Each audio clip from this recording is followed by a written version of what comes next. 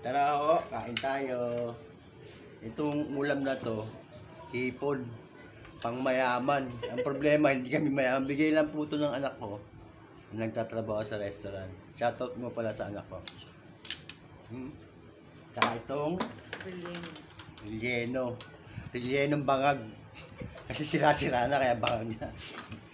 Ayan po, kain po tayo. Hindi na kami napag-bless. Sinasawa ko, tanya napakapayat. Ito yung sinabi ko nung nakaraan. Ang bewang niya dati napakasawa ko to, 16. Ngayon po, 16 by 16 na. Para usan 2x2 o kahoy na 2 by 3 by 8.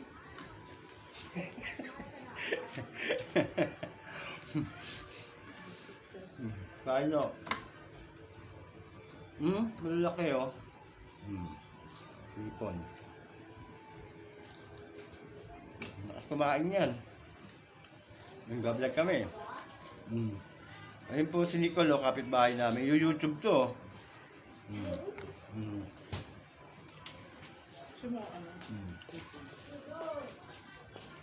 Yan po. Nagaluto na ko yung palagay karina. Hindi na pumapasok sa atin din. Hindi na, bakit? Kasi kasi yun natin yung mantong kung kailan ka lang papasok, kung hanggang ka lang. Endo na.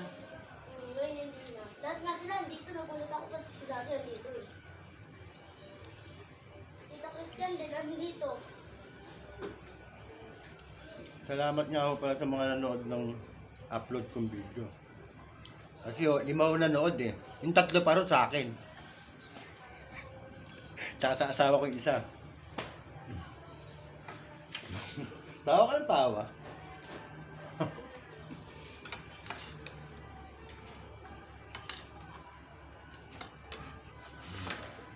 So, yung matitira dito, papakain ko sa kalapati ko. Maselan sila eh. Kinakain nila cornic. Pero garlic flavor, hindi sila kumakain ng ibang flavor.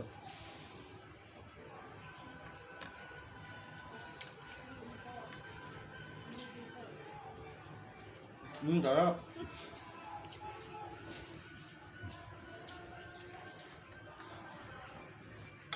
Meron pa pala tayong cook. Comfort na lang. One-fourth na lang. Hindi na ako cook tawag dito, cook na lang.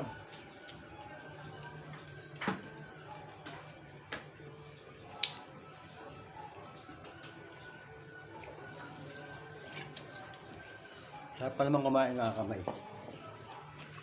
Kasi kaya masarap kumain na nakakamay. Ito sikreto niyan. Di ba pag nagugas kayo, alam niyo na kung ano sinasabi ko.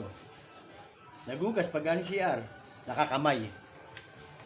Kaya dagdag lasa yun.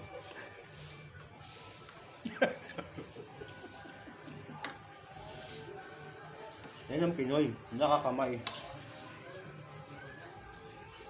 Pagkain, nakakamay. Sa Pinoy, kahit ano kinakamay.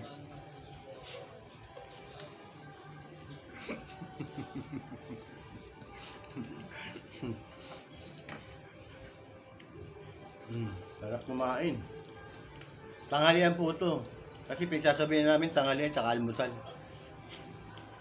Brunch.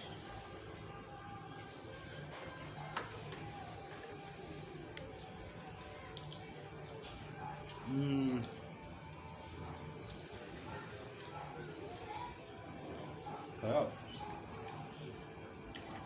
Dati, madalas kinakain ko ng bata ako. Hipon din. Apo ng hipon, yung alamang.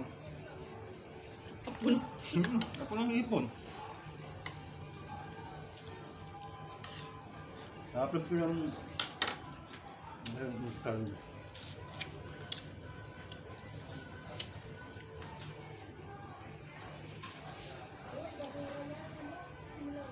ito, yung hipon.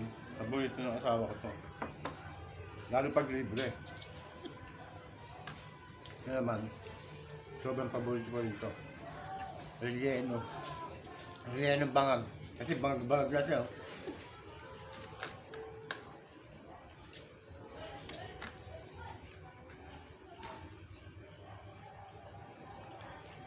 At tatapusin ko na po yung aming video. Kahit di pa kami tapos kumain. Kasi, mukhang pamalakasan na ito sa ako, ubus na ng kanin nito. Makikita nyo sa camera. Kaya, hanggang dito na lang po. Salamat!